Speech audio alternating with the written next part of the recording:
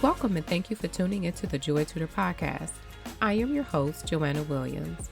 Together, we will unpack, learn, teach, and celebrate the journey of emerging entrepreneurs and courageous trailblazers. Let's dig in. Welcome. How are you? I'm doing well. I'm doing very well. How about yourself? I'm nasally. Today was a bumpy day. And because my sinuses are bothering me a few times, I said, well, maybe I need to reschedule. No. I keep saying that life is going to have to move around JoyTutor, including this nose. So you have me. Please forgive me. Those who are with me and my riders, I thank you for showing me grace. And I'm showing myself grace. So with that being said, I did not want to take away from the interview of our lovely guest. Please introduce yourself, love. All right. Hey, everybody. So my name is Monika Monk. I am the owner of Twisted Intimacy, and I'm an intimacy and sensuality coach. Listen, I know everyone perked up like, oh, what? Yes, you heard her right.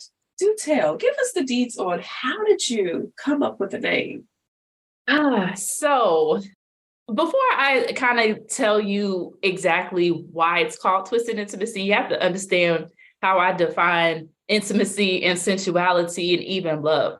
So intimacy, though a lot of people equate it to sex, it does not mean sex. Go look it up in the dictionary if you want to prove me wrong. It actually means a closeness or familiarity, but I take it a step further in defining it as being able to be vulnerable and knowing your vulnerabilities. And in sensuality, I define that as being able to express your intimacy and also love as well. When it comes to like sensuality, I like to express it through dancing, through movement and things like that. So I'm also a sensual body movement instructor in several techniques. I got a certification as a twerk technician. I got 2 certifications in what's called liquid motion. I'm a 1.0 liquid motion instructor, and I'm also a liquid pole instructor for liquid motion. When you start combining a lot of these techniques, you get to know your body. So you start twisting of the hips, right? Right. Okay. That's where twisted comes from. It's the movement aspect.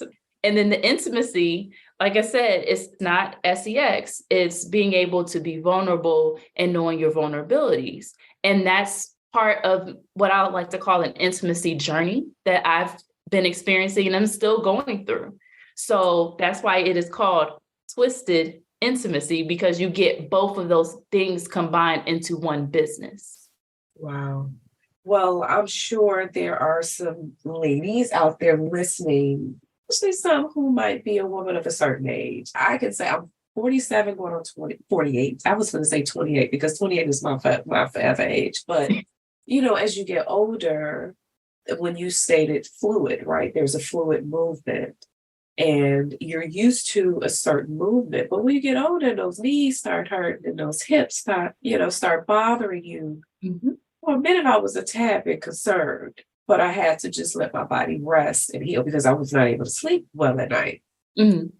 It is so important, though, to be attuned with your body and to really understand and have a clear definition on intimacy, especially with self. Of course, with partners, but with self. Please do tell. See, you just took that out of my brain. So with what I do as an intimacy and sensuality coach, I do focus on self first, because when you don't know yourself, you can't have a good relationship with other people. And that's beyond the romantic and the more intimate settings that you may have with a partner. It's beyond that.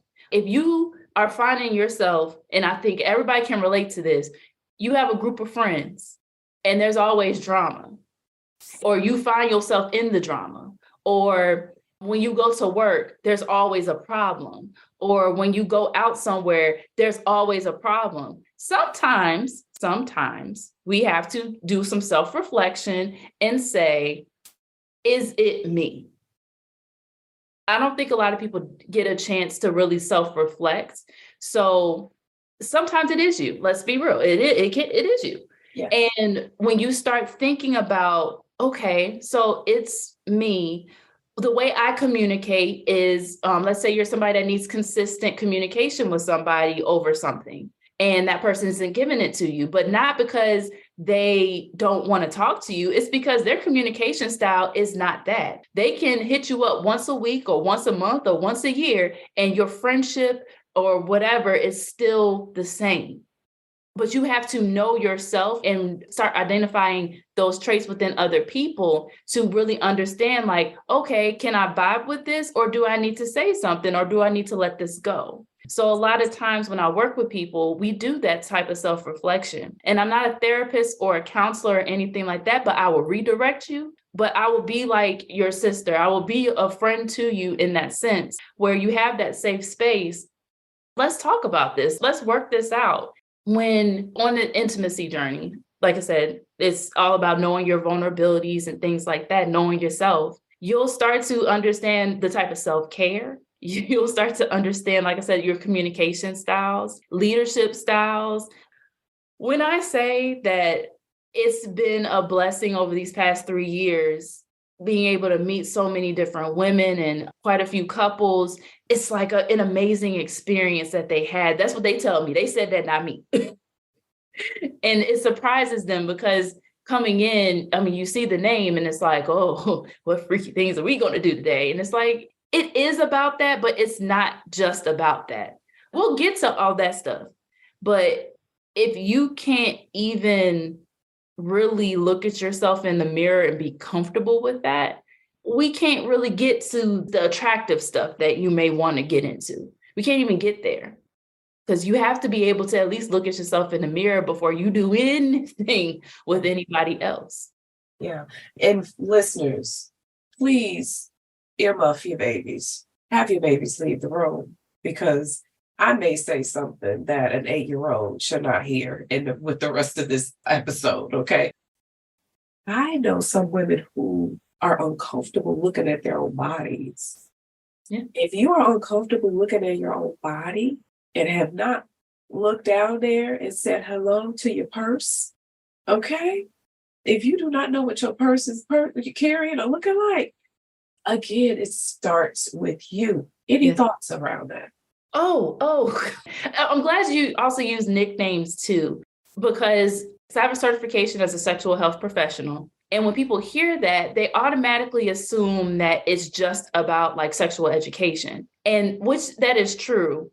But what if I told you that a lot of times, especially thanks to media and society, that the language that we use surrounding our lower extremities, it can get very dangerous at a certain point, because if you don't know what's going on, the media is telling you that cramping is bad, bleeding on your cycle is horrible, PMS sucks. Like if you're getting all this negative attention about something that's on your body, it's part of you. So all of that negativity is going into you. When you don't necessarily know that, hey, having an 11-day cycle is not normal. Right. Cramping and PMS symptoms are not normal, in the sense of it might be normal because everybody else may have it, but it's not normal for our bodies to be doing that. And when I say that, I'm saying this, a lot of times the causes of these symptoms is typically due to a hormonal imbalance. I know I wasn't taught that in school. I was taught that you got to suffer through all of this, get on birth control to help lessen the symptoms and things like that. Like, they're quick to put somebody on birth control, but not quick to tell you the side effects of birth control, especially the longer that you take it. And when you start really diving into like the lack of research around cisgender woman's body, it's very concerning. It's very concerning, from the products that we use when it is that time of the month to even working out. Did you know that working out, like a lot of those studies, when they say, oh yeah, try the keto diet, blah, blah, blah, blah, that's not based on a female, cisgender female's body. It's based on a cisgender male's body. It wasn't necessarily proven to work with a cyclical being. I could go into a whole thing. Yes. That's why it's important to know the right terminology. It's important to know your body, know what it looks like, know what it's not supposed to smell like. There is a smell, everyone, but it should not be offensive. Let me put it like that. But everybody does have a smell, but everybody's different. Like, right. It's very hard to describe the smell, but you would know if it's offensive. Like, exactly.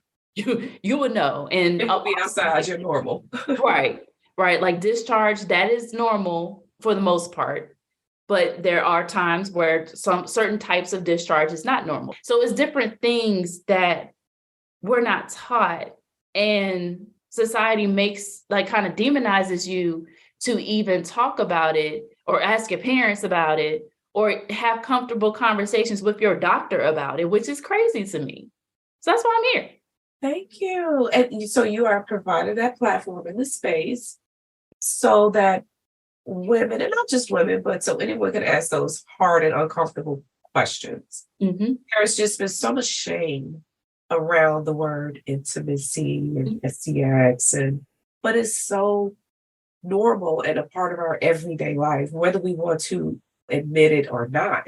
Every time you come in contact with your body, that's still a form of intimacy. Mm-hmm.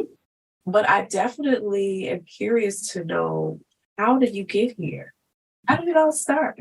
Oh, man. So in order to answer that question, I have to take y'all back. When I first started working like outside of college and things like that, society tells you to what? Graduate from high school, go to college, graduate, then get a good full-time job, then get the man, marry the man, have the babies, all before you are about 25 to 30, all before that. And for me, that was happening. So I graduated both from Norfolk State University for my undergrad and then Virginia Tech for my grad. And I moved up to Northern Virginia and I was like, yes, okay, I'm an adult now, right? I met my ex-boyfriend. That was a long-term relationship. But the thing about society and their standards and the shame that comes with what I'm about to say next is that if you are a woman or identify as a woman and you are not married and have children before you are the age of 30, there are a lot of pressures that come from family, that come from just everybody else around you, whether it's intentional or not. When you decide to leave that relationship, I was in that relationship for 5 years. And I decided to break it off because I couldn't foresee myself being stuck with somebody like this for 5 plus, 10 plus, forever years. Like, I couldn't do it. It's not normal to fight with your partner. I don't believe you should be fighting with your partner. You should have disagreements from time to time. But if you're fighting, in my opinion, there's a level of disrespect that is crossed. And we were fighting a lot. As I started to recognize that this was something that happened in my family. So when I was younger, I thought fighting was normal. Like, oh, that's normal. But that's not normal. I had already started doing like some things to start off my healing journey.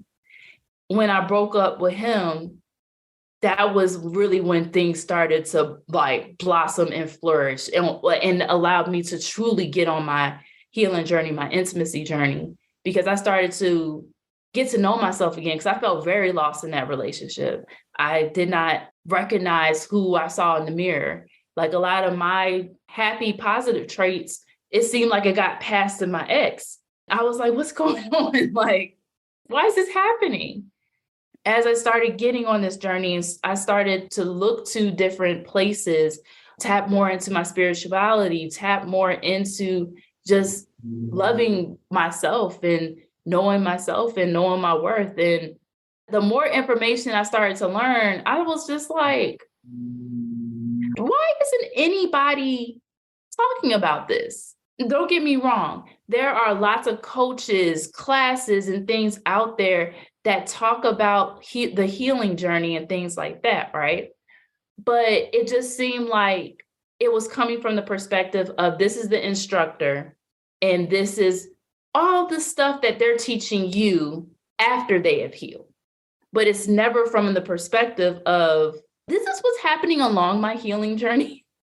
These are the things you need to look out for, and things can change and happen, and that's okay. That's why I created this space, because it's a space where it is going to change because I am changing. This is literally my love letter to everyone, to those that felt lost in a relationship, that felt they couldn't meet up to society standards, their family standards, and things like that.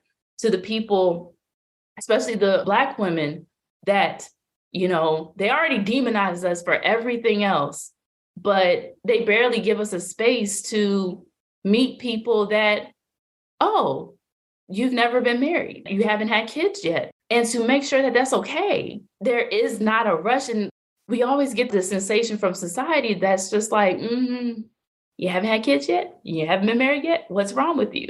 There's nothing wrong with me. This may just not be the right time. Yes. And I would rather be with the right person and have children with the right person than be stuck fighting with somebody for the rest of my life, passing that trauma on to my kids. I don't want to do that. Who really wants to do that? So that's how I got here to Twisted Intimacy. I literally was on my healing journey, and the idea came to me in a private yoga class. You just set somebody free with your testimony. Someone right now is listening and in a miserable relationship, and life and their journey of conflict and toxicity and arguing has been normalized in their life, and they think it's normal. But you and I are telling whoever's listening right now, it's not normal. Mm-mm. Leave. It'll be uncomfortable. Leave. So thank you for the breakthrough, for breaking the glass for someone right now. And with that being said, what are your services? So, like I said, I'm a sensual body movement instructor, and I'm also an intimacy and sensuality coach. So what I like to do now is offer one-to-one personal services where you get an hour of my time, depending on how many sessions you book, but you get an hour of my time. What I do is just like this testimony that I just did, that I did not plan to do, but it just came out. That's what happens. And that's how I know that this is something I'm supposed to be doing. And that's this part of another testimony. If you naturally start talking, it's just flowing out. It's one of those, like, I don't know why I'm saying this, but it just has to be said. That's your purpose coming out. So if that ever happens to y'all, just know that you're in flow, you're in your purpose, and whatever you're talking about or whoever you're interacting with is bringing out your purpose. But that's what I do, especially with the one-to-one services. Like, we do assessments, we just talk, we'll even do like some body movement things. And then also you get access to my quarterly sensual body movement classes. And depending on how I'm feeling is what the class is going to be offered. I may even feel froggy and do another one. You just never know how I'm feeling sometimes. But it's all about making sure that people have that space and don't feel uncomfortable, and they're able to ask the questions and be referred to different people, because that's what I like to do too. The people I've met on this journey, I'm like, yo, you helped me. Let me let other people know that you have helped me and the services you have to offer. So that's what I like to do too. So that's before I said I'm not a therapist or a counselor, I will point you to one. Okay. I know quite a few now. If you're an entrepreneur and you're also on a healing journey, for my one-to-one coaching, I have like a whole section for that now, because a friend of mine was like, Monika, you have several businesses, so you can help somebody. There's that. And then also too, I host retreats. I like to do public speaking now, which is, it's so amazing. It's so amazing. And also I like to have like different products. So I have a digital product right now called Twisted Intimacy Wellness, learning about like how to work out with your cycle. That's pretty much what that's about. Yeah. And eventually I will have a book or 2 or 3. If you need, you might go send a publisher or an editor. Dip Publishers. Yes, I'm giving you a shout out. Christian, if you're listening, boo. She's my sister friend by way of entrepreneurship at JoyTutor. She's part of the tribe. So when you're ready to do that, we got you. Silly question. And again, parents, do not have your babies listen to this episode because I'm about to go there. When you say fluid movement of the body, right? Give me an example of like a session. So what I like to do in my classes, twerking and liquid motion both deal with moving your pelvis, tilting and tucking, knowing how your body is connected to the floor with liquid motion, learning how to move your body, not from the tips of your fingers, but through your shoulder movements or through just your hips. Also, a lot of stretching of the pelvic floor as well. And what a typical class looks like is if it's movement based, because I will let you know too, if it's going to be movement based or if we just going to be talking. If we're going to be talking, I'll tell you to dress normally. If we're going to be moving, I'm going to let you know, grab your water, be in your athletic wear. Like no excuses today, right? And what it looks like is we warm up the body. So the warm up will typically be that of like jumping jacks. We'll do some stretching of the upper and lower body. When I do a lot of my stretches, like we're touching our body. We're getting to know our body as well. It's nothing erotic though. It's just, you're going to know your body from the inside out. Then I will show you a routine. And then what I like to do is just break that routine and show you the movements to that routine. And then by the end of class, we'll at least do like half of that routine because I try to make the movement and the routine for beginner and intermediate level.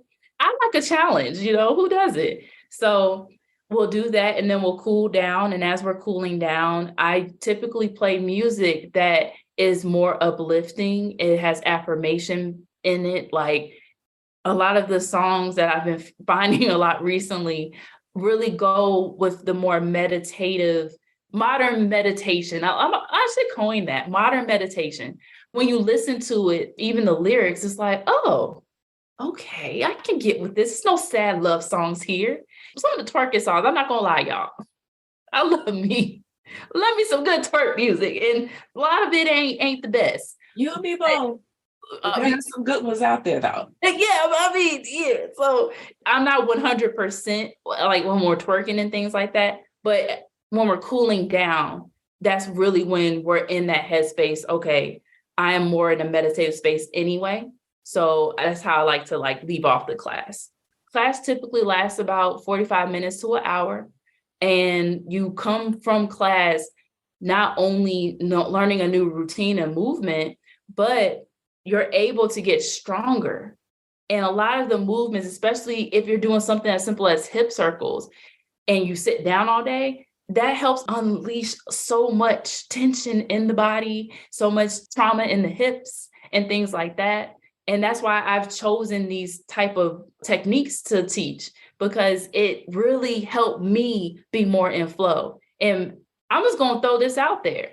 I used to be somebody that got called, I had no rhythm and I had 2 left feet and like all this other stuff. And now I have not 1, but 2, but 3 sensual body movement certifications that I had to pay for and take tests for. So if I can do this, y'all can do this, I promise.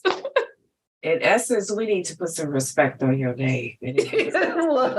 Okay, sis. You said you have a twerk certification. And 3, hands down, this is why you're on the show, because I need you to help us. There's always room for improvement, for sure. And especially for couples who have been in a relationship for a very long time. Yes. Any insight? Yes. I have a class called Couple Sensuality.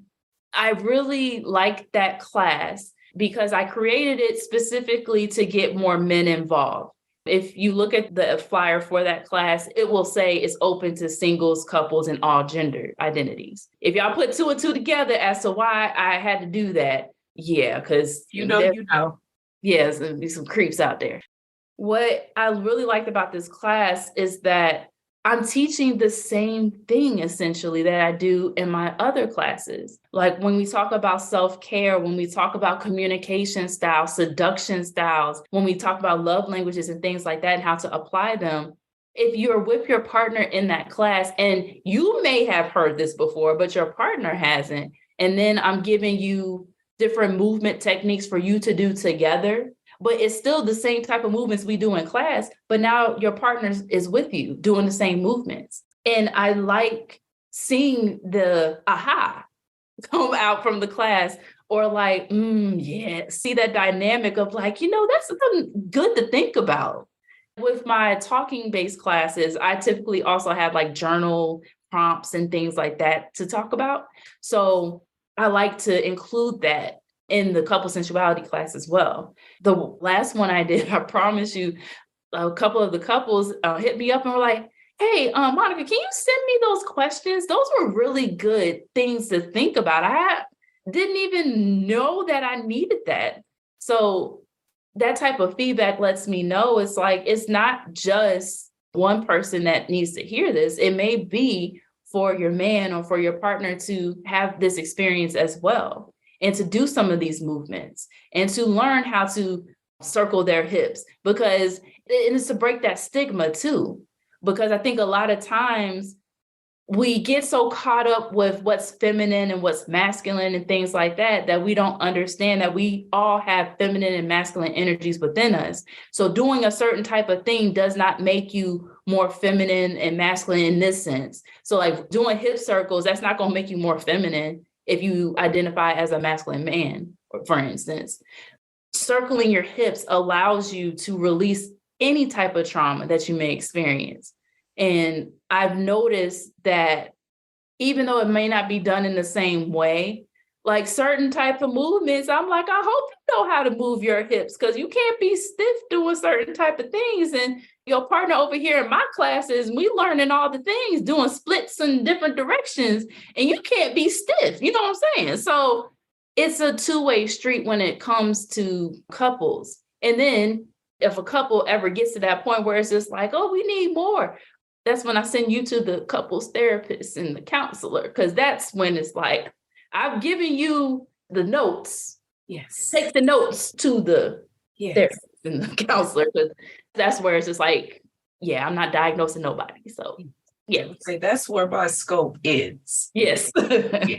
Okay, as far as scope of services, I've really been fascinated by how you've taken just how society and family and friends or whoever, just place the external demands around what your life and the mold should be for your life. And you looked at that, you did the shadow work, you did the healing, and you said, okay, well, this doesn't work for me. Here's my new box. And oh, by the way, let me just yell and shout with my love letter. You don't have to sit at that either. First step is self-actualization. Some people do not have that, or nor do they believe that narcissists, of course. They're like, oh, why do I need to look within? But sometimes you definitely have to look within. You taking what was something very hard for you to live in, and you broke the mold, created your own mold, and now you're helping others, other individuals, you're helping couples find intimacy with self, which is most important, which also ties into we are the foundation in every relationship. How we show up as ourselves, we have to know that. And for me understanding my fight language, I know my love language, but I have to understand my fight language, my communication style. I used to be very anxious. My man, on the other hand, was avoidant. I got that book. I was about to say. Oh, if you see my bookshelf right now, I'm looking right at it. Attached was one of the books. Where did I find that one at? I think TikTok actually. TikTok actually has a lot of good recommendations, but I listened to the book and I have the physical copy. When I started taking the quiz and things like that, it actually shocked me with my results, because I was like, wait a second, what? What's the name of the book? Maybe I missed it. Attached. Okay, I've never heard of that. I'll have to get that. Yeah, that's where the attachment theory comes from. Oh, see, I didn't even know that there was an attachment theory. And I love that I didn't know, because there may be someone else out there who doesn't know. And I'm asking the same questions that they're thinking. But The 5 Love Languages is a very common book. And hearing how others love is very common. But how we show up in disagreement is something to learn, is something to know. Yeah, I'm actually going to look more into that as well, because I like to focus more on like the general foundation of communication style. I can actually see why I avoided learning, like, okay, when I hit that line, what does that look like? And what does that look like in other people? I actually been avoiding that, if I'm going to be very transparent. But I'm gonna look more into that for sure. There's the attachment styles, there's seduction styles, there's, I mean, of course, the love languages. And I know some people are trying to move away from love languages because of the author. It's a whole thing. But apparently. I didn't know it was a thing about the author. It's another podcast for another day. We'll have to have that conversation. Yeah. Okay. But it's one of those things where this is where, when we're talking to our girlfriends or our friends and family, that we start having these conversations with our younger generations. For me, for instance, I'm 33.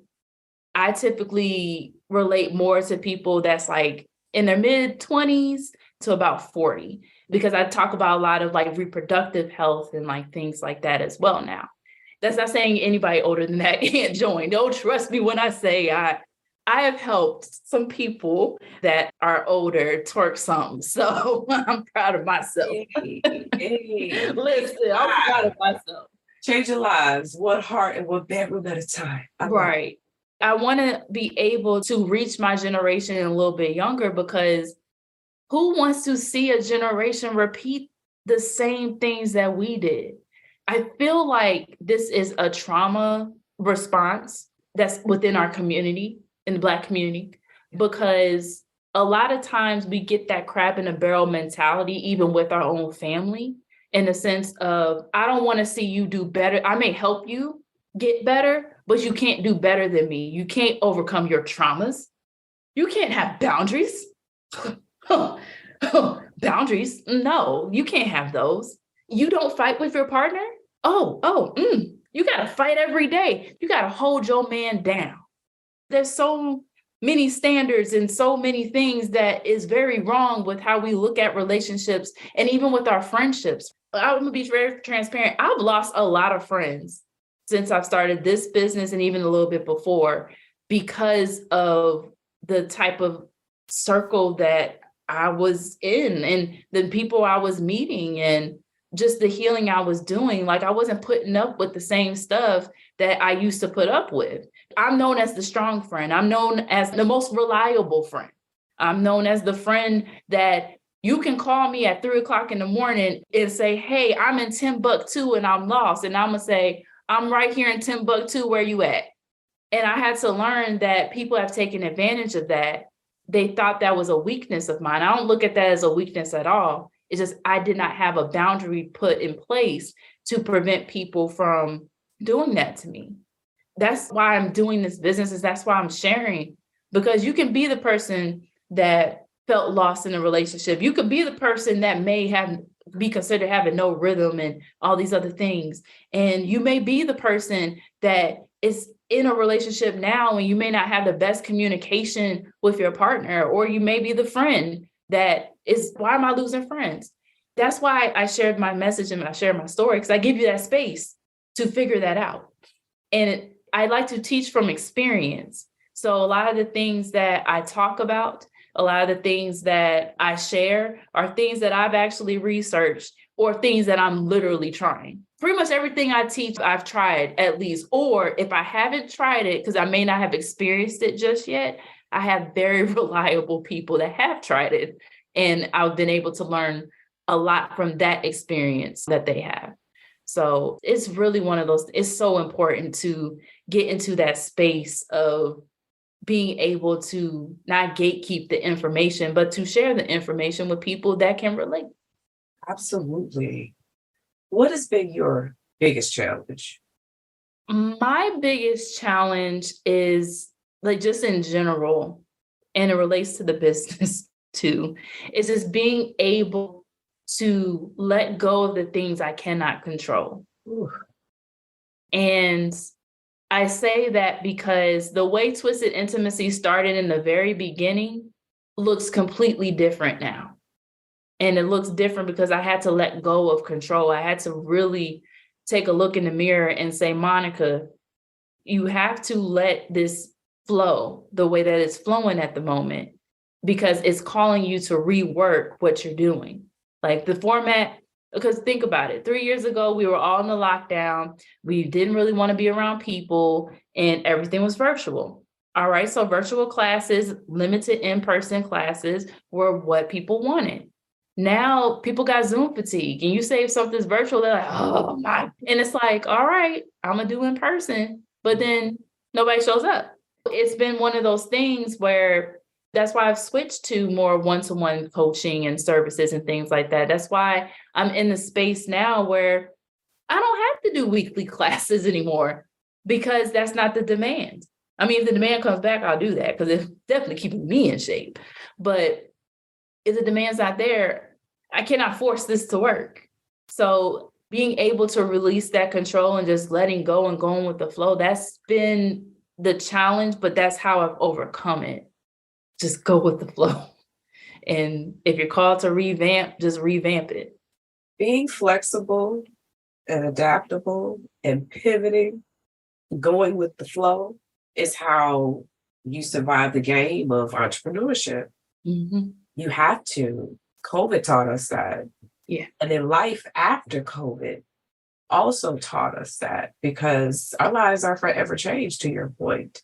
I was virtual for the most part before COVID, but I did start doing in-person events. My Celebrations of Courage event I do annually. And I was concerned about folks not showing up, but the attendance was heavier, virtual side, but there's something about in-person. So I'm still finding the balance, and I'm doing both. As you're going with the flow, what is something that you would tell yourself 10 years from now?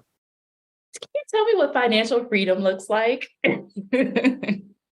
And how our family and our husband's doing? I definitely would tell my future self that I know that I'm not giving up on this business. And I know that 10 years from now, this is going to still exist, but it may look different than what it does. But I definitely would let my future self know that I'm not giving up, that I understand that I do need to be flexible. I do need to coaching, speaking, being an author and things like that. That's the direction to go now. And that, yeah, it's not necessarily telling my future self anything. It's more asking like, how do we feel that we have accomplished our goals?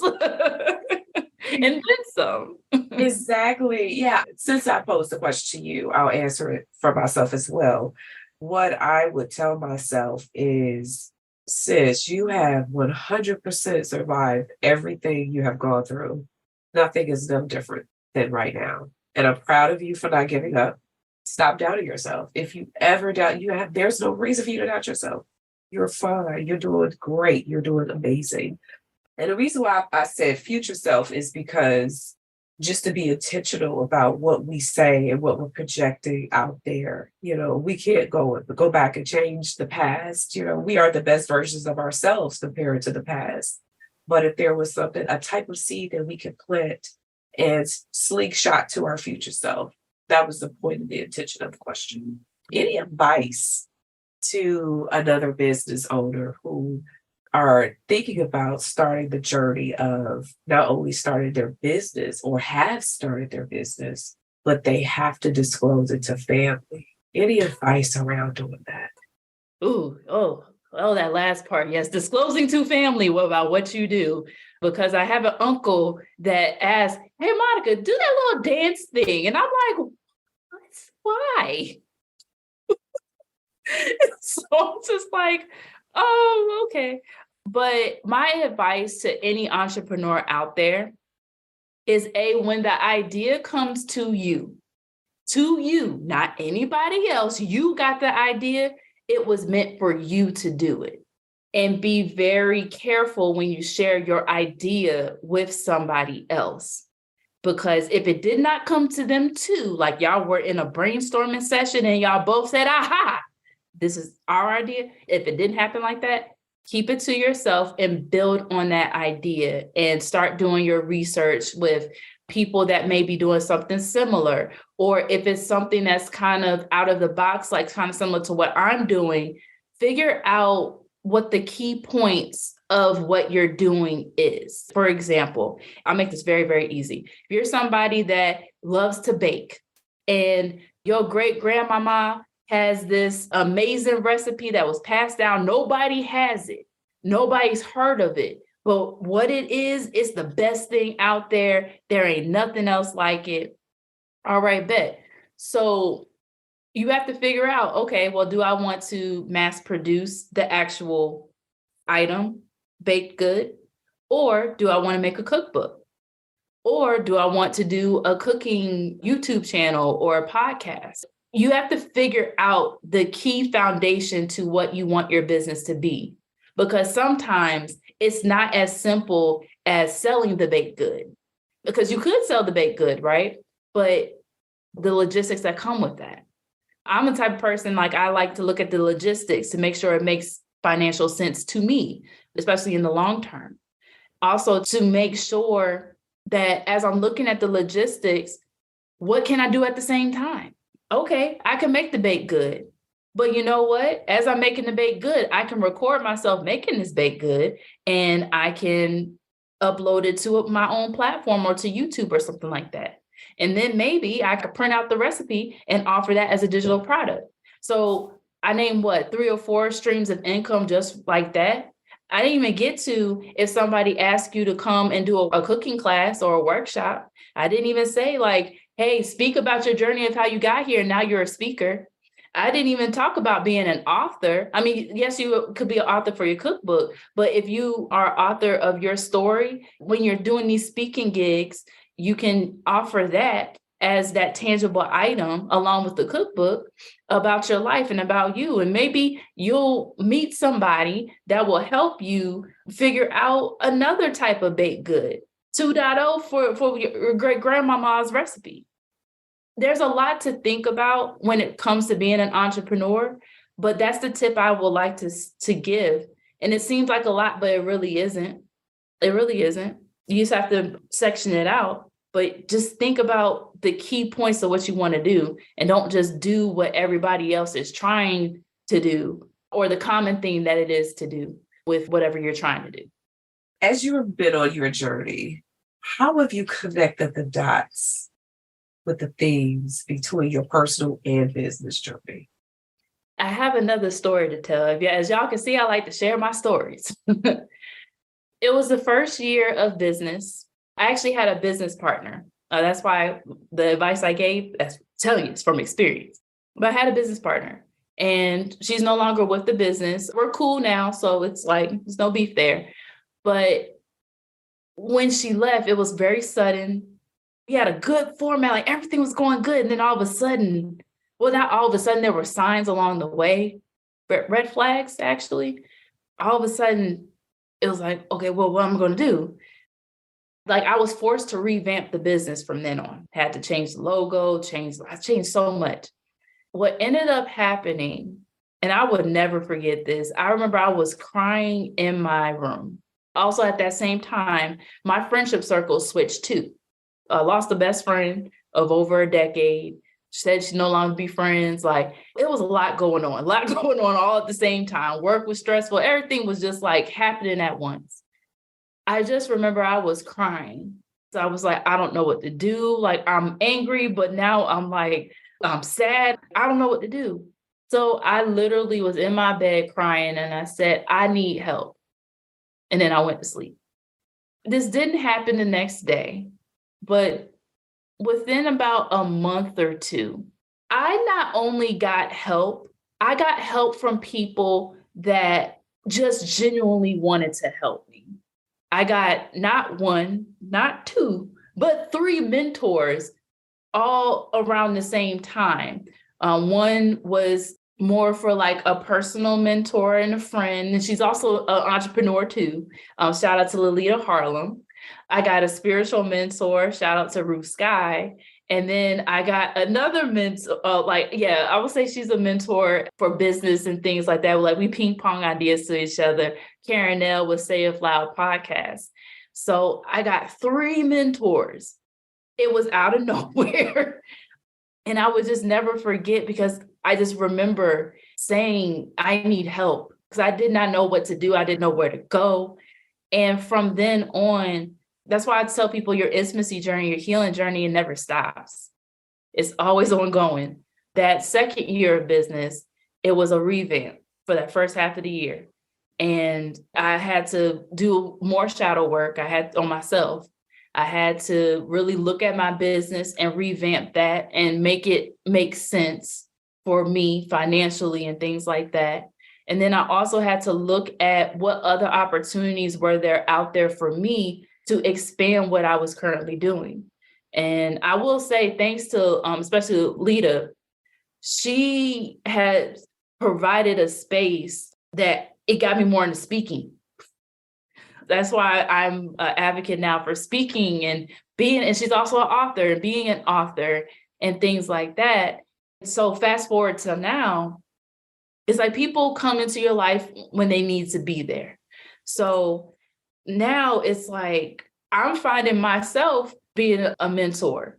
And it's just like, wow, just being able to be afforded the opportunities to tell my story, to engage with people in a way where it's like, okay, there's a new space that I can not infiltrate, but I can be a part of. Yeah. And it's just been a very wonderful experience. And but those were the signs that I was just like, I was on the right path.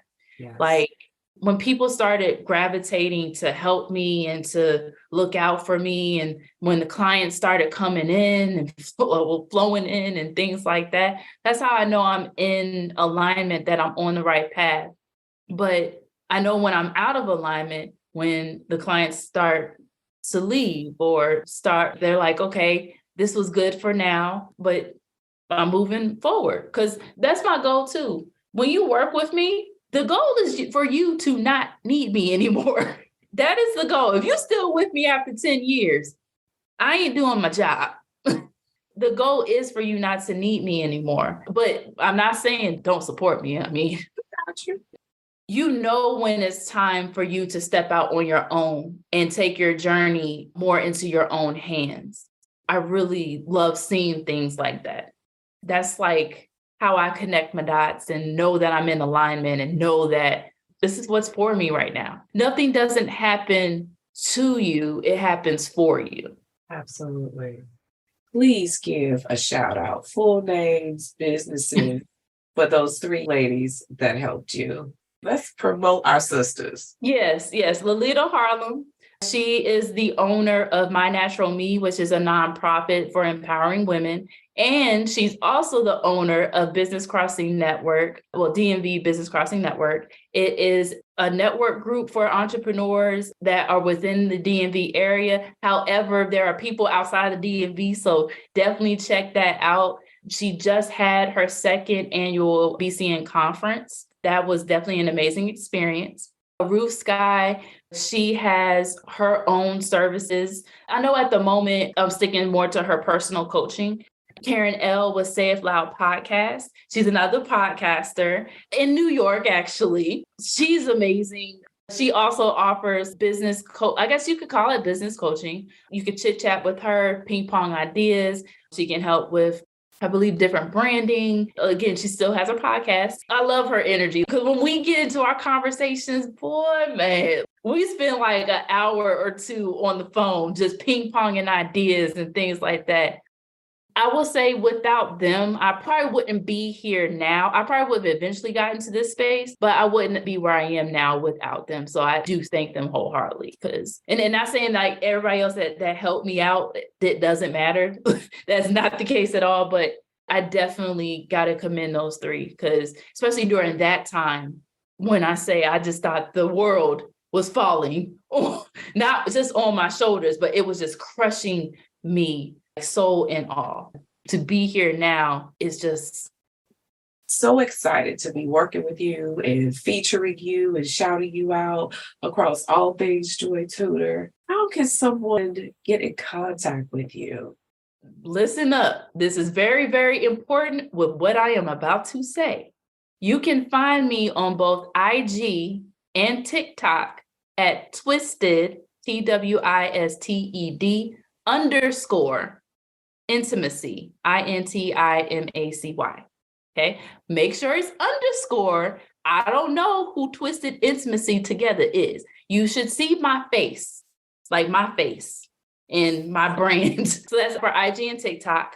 And then I do have a website that's where you can book your one-to-one consultation. Oh, you get a free 15-minute consultation with me, and then we can book your one-to-one session. So as y'all can see, like at least y'all get to know me a little bit before you just book, right? Book me for any retreats, private workshops, or if you need a speaker for your conference or events or anything like that. All those details can be found at twistedintimacy.com. That's twistedintimacy, all one word.com. Well, I'm excited because I will have my JoyTutor Festival coming up in 2024.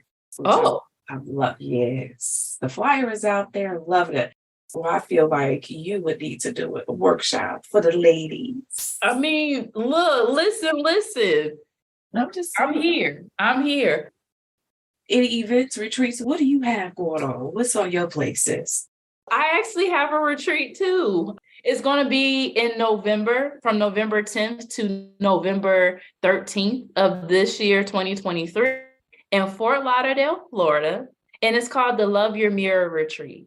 And it's about embracing your love, intimacy, and sensuality. Just know we're going to be staying at a nice hotel. Actually, not even a hotel, because down in Florida, they don't really do hotel like that. They do resorts. So we're going to be on a resort that is near the beach, like it's in walking distance. There's going to be a lot of empowering activities that we'll be doing. Meet and greets. We'll be partying on a yacht, doing brunch. We're going to have a good time. You can start actually, if that sounds like your cup of tea. You can also bring your partner too, if you would like. I definitely don't mind. But you can already start to book, posting the details on my IG and on my website. So everything will be in one place. But yeah, y'all, shout out to my girl, Zenita. She's the co-owner of Let's Vacation. And she also has her own travel agency business as well. Premier Travel by Zenita. Yes, I think that's what it is. Shout out to her because she helping organize this. So listen, all the help you can get, okay? Yes. Because if you do not have help, then that will make it stressful and painful. And we want the journey to be joyful, okay? It has been such an amazing honor to have you. I've learned so much, and I'm so empowered and inspired by your journey. Thank you. I'm going to check my calendar to see if I can be there November 10th through the 13th. Mm-hmm. What's the name of the retreat again? Love Your Mirror. Thank you, love. This has been an honor and a pleasure. We definitely will have to do a follow-up podcast at the end of the year to check in on you, see how things have grown and flowed throughout 2023. Yes. Thank you for being on the show. Look, thank you for inviting me. Thank you for spending your time with us. We hope you enjoyed the show. Before you head out, we do have 2 events coming up. We have a virtual networking event that is hosted on July 13th, as well as a high tea. Yes, honey, I said high tea. We will be networking in elegance, love, held on September 30th in Brooklyn, New York. You can register for both events at JoyTutor.com. And last but not least, if you haven't already, you can check out our Entrepreneur Planner, which is available for purchase at JoyTutor.com, or you can find it at Barnes & Nobles. We would love to get social with you, so check us out and follow us, and we'll follow you back under the handles JoyTutor Inc. or JoyTutor. Until next time, take care.